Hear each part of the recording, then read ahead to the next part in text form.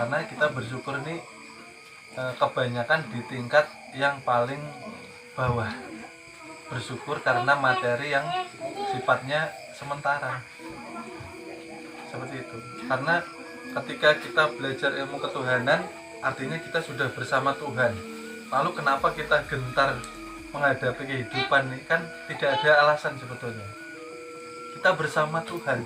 Ibarat anak kecil ini, ya, berjalan lawan orang tuanya sama kuitannya, dijaminkah kada? Pasti dijamin. Seperti itu kita juga, kalau kita belum merasakan kehadiran Tuhan di setiap keluar masuknya napas kita, akhirnya nanti kita ketakutan menghadapi hidup. Galau, nggak karu-karuan, nggak punya tujuan kehidupan. Pian ini sama Tuhan gentar kah kada? Yang punya dunia, yang punya akhirat. Kalau gentar artinya pian harus rajin belajar lagi. Pian harus sering merasakan Tuhan melalui napas pian. Ya, jalannya lewat rasa merasakan kerasulan yang ada di dalam diri kita.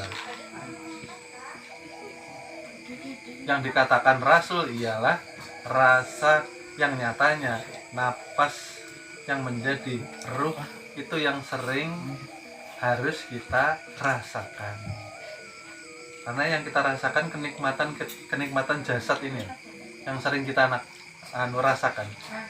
Kita lupa menghubungkan rasa ke dalam kerasulan yang ada di setiap tubuh manusia. Nah, itu yang membuat kita perasaan jauh daripada Tuhan. Lalu berdoanya nangis-nangis. Tuhan maha mendengar, kalau Tuhan maha mengetahui. Ibaratnya Tuhan sudah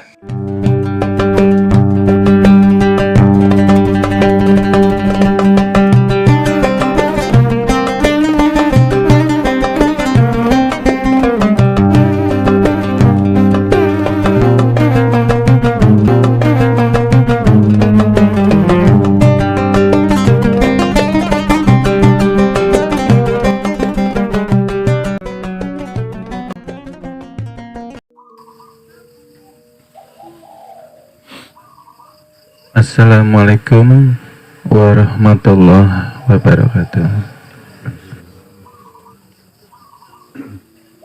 Alhamdulillah, puji syukur kita haturkan kepada Allah Subhanahu wa Ta'ala yang telah memberikan kesempatan kepada kita pada malam hari ini untuk berkumpul bersama di majelis yang dimuliakannya Allah Subhanahu wa Ta'ala.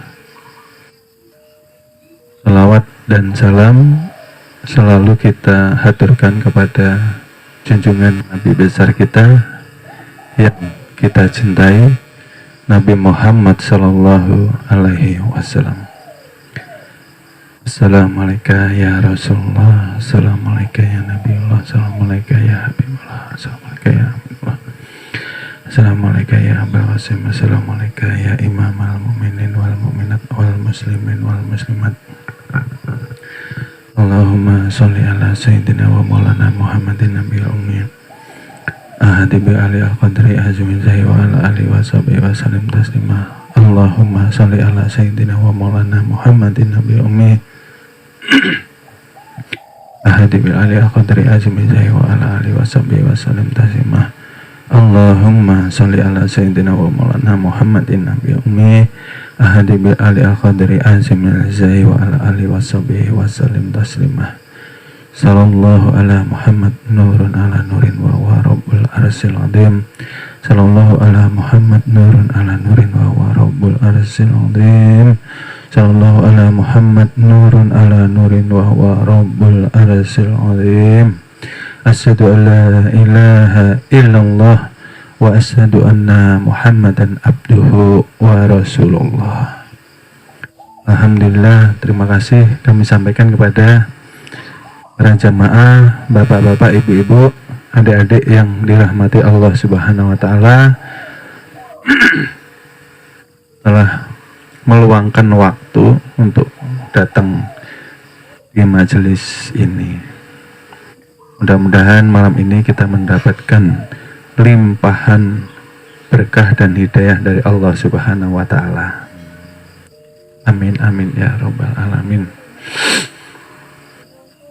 Sebelum kita mulai, seperti biasa, di sini kami menyampaikan bahwa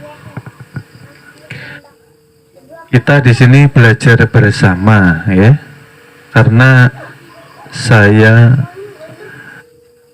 dan kita semua masih sama-sama belajar juga, ya. Jadi kami harap di sini bisa duduk dengan santai, ya. Tidak perlu tegang, tidak perlu kita terlalu sepaneng kata orang, ya.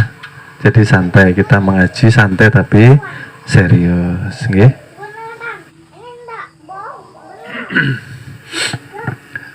Malam ini kita lanjutkan kajian bab mahabbah atau cinta, karena kami ingin menjaga rasa mahabbah ini jangan sampai salah mengarahkan, ya. Karena selama ini kebanyakan daripada kita manusia lalai, lupa, dan salah di dalam menempatkan mahabbah di dalam kolbu atau hati kita, salah di dalam mencintai, ya. Di sini malam ini kita jaga cinta itu, kita luruskan di dalam kolbu atau hati kita hanya untuk mencintai Allah dan Rasulullah. Mencintai hamba pun, atau mencintai istri umpamanya, atau mencintai suami seandainya, atau mencintai anak, itu pun diniatkan hanya karena Allah. Oleh sebab itu, ketika kita mencintai suami atau istri atau anak kita karena Allah, maka arahkan mereka, bimbing mereka untuk menuju jalan selamat, ya. Kalau memang betul-betul cinta kita ini karena Allah, ya. Karena selama ini kebanyakan manusia yang tidak paham bab menempatkan cinta, mereka memanjakan dan melenakan anak, istri atau anaknya untuk mencintai Tuhannya. Jadi akhirnya mereka mencintai kenikmatan, kesenangan dunia saja. Kita punya istri, kita punya anak, kita senangkan, ya, sering diajak ke mall, sering jalan-jalan, tapi kita lupa untuk mengenalkan mereka supaya mengetahui bahwa cinta yang utama ialah mencintai Allah dan Rasulnya di dalam kehidupan kita. Itu yang utama dan itu yang penting di dalam kehidupan, ya. Karena di sini Tuhan mengatakan bahwa ketika manusia mencintai selain Tuhan, maka manusia itu akan menjadi budak dengan apa yang dicintainya. Satu contoh, mungkin kita ini mencintai harta benda, maka kita akan menjadi budaknya harta benda. Dan selanjutnya, ataupun kita mencintai jabatan, mencintai kekayaan, maka kita akan menjadi budaknya, dan budak itu akan melakukan apapun demi yang dicintai atau demi yang dipuja. Ini yang Tuhan tidak menyukainya. Okay? Karena kita hidup di dunia ini untuk diuji keimanan kita. Okay?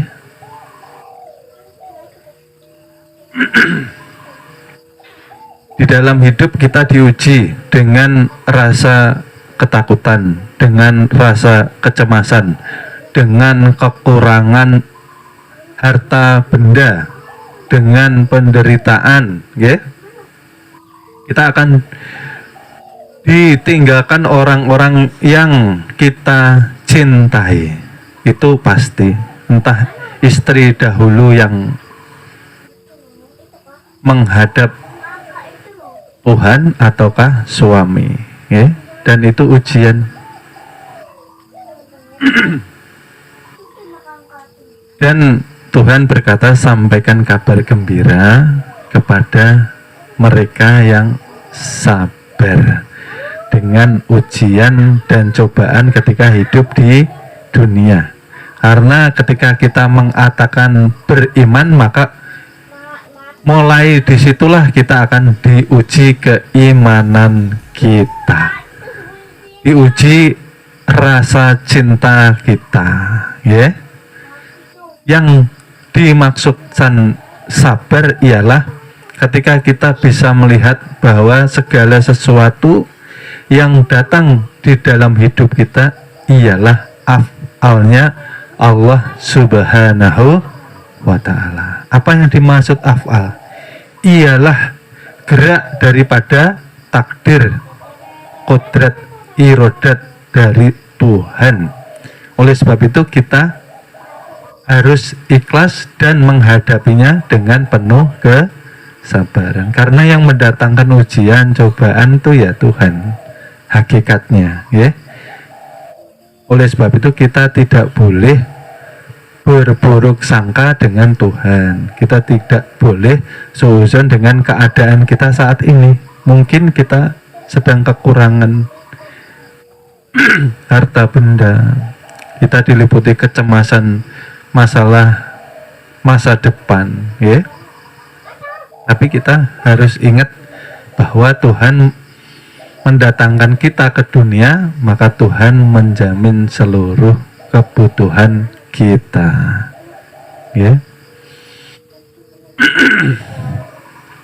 Dan ujian yang paling berat di dalam kehidupan selain tadi kecemasan dan ketakutan bab rezeki, ya, ialah ujian rasa cinta, ya.